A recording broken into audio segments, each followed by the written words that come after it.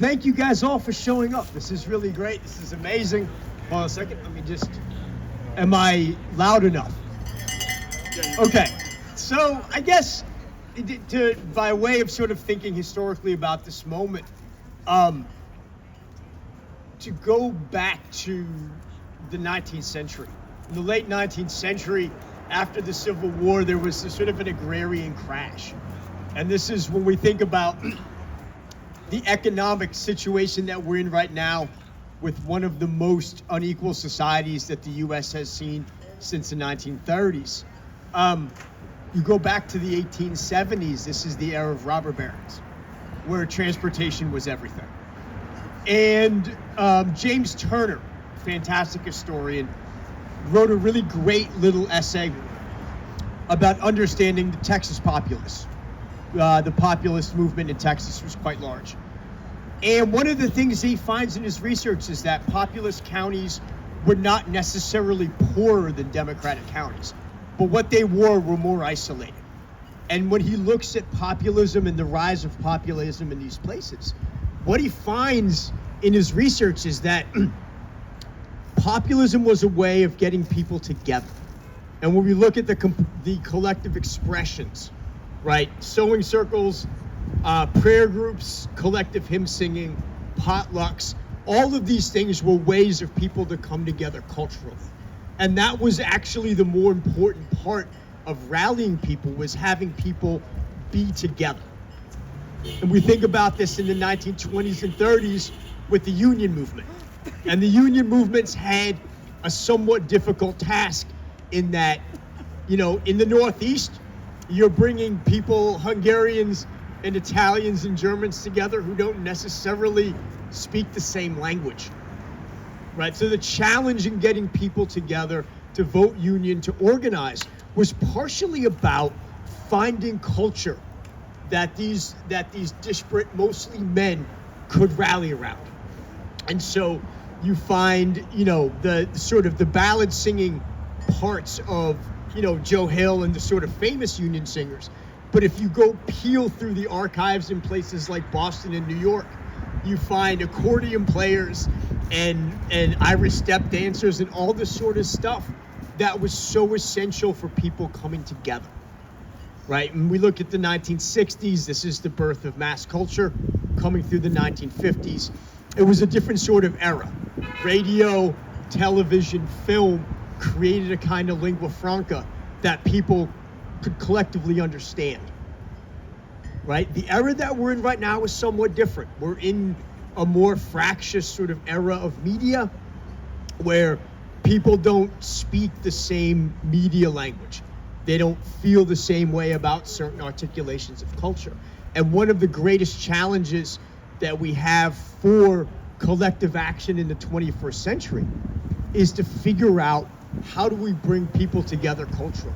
Because ultimately culture is the language through which we speak to each other, through which our bigger ideas about self and other are understood.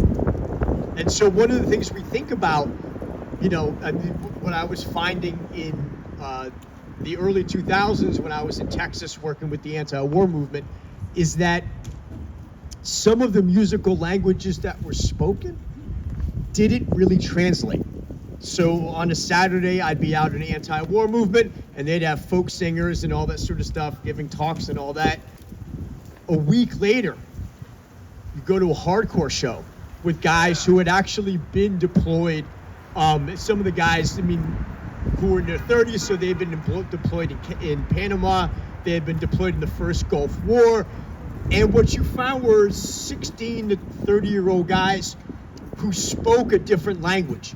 And they felt the same way about what George W. Bush was doing, right? They felt the same way about how awful the war was and how badly our young men and women were being treated and all the war crimes, but they spoke a completely different cultural language than the folks who had been through the anti-Vietnam War movement, who had been through the desegregation movement, who had been through the civil rights movement.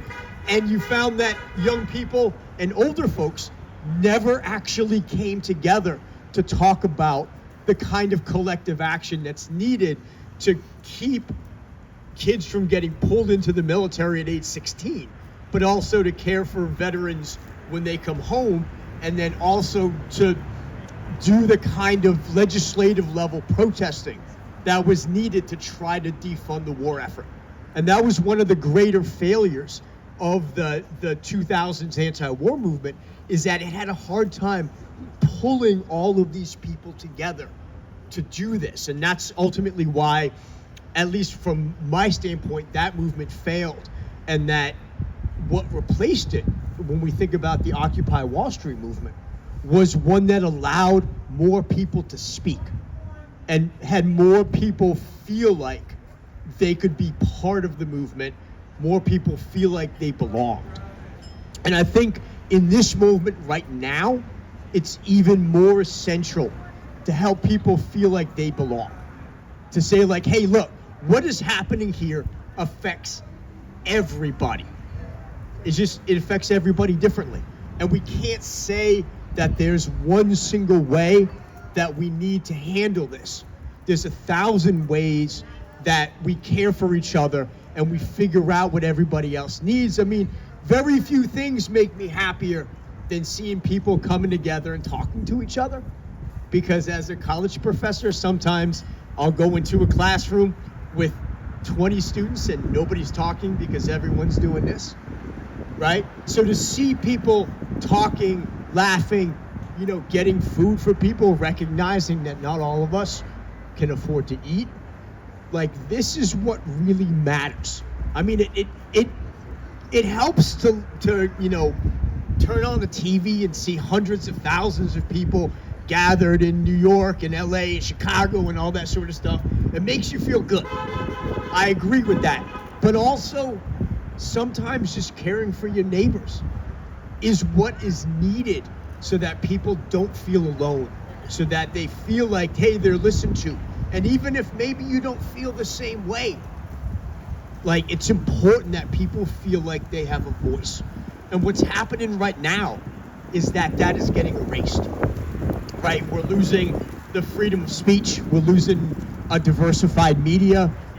Print media has been dying and is being replaced by social media that is kind of a gross place. If anyone's ever spent time on social media, it is a disgusting place. And so what we need more is human connection. What we need more is people just being together and inviting other people to say, hey, come hang out. Come do this with me, even if it's only for 10 minutes. Meet some people, do some stuff. Like, that's really what matters.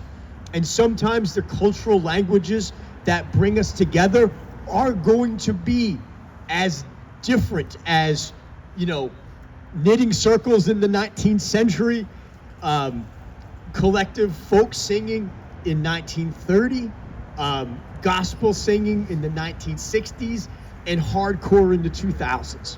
They're going to need to be that different. And one of the things that we need to be is culturally open, culturally aware, and ultimately telling people, hey man, tell me your story. Let me know what you need, and we'll see if I can meet you there, if I can get you there. Because ultimately, we all got to hang through this for another 3 years. And I know it seems wild, because I think all of us have gotten a lot more gray hair in the last 10 months.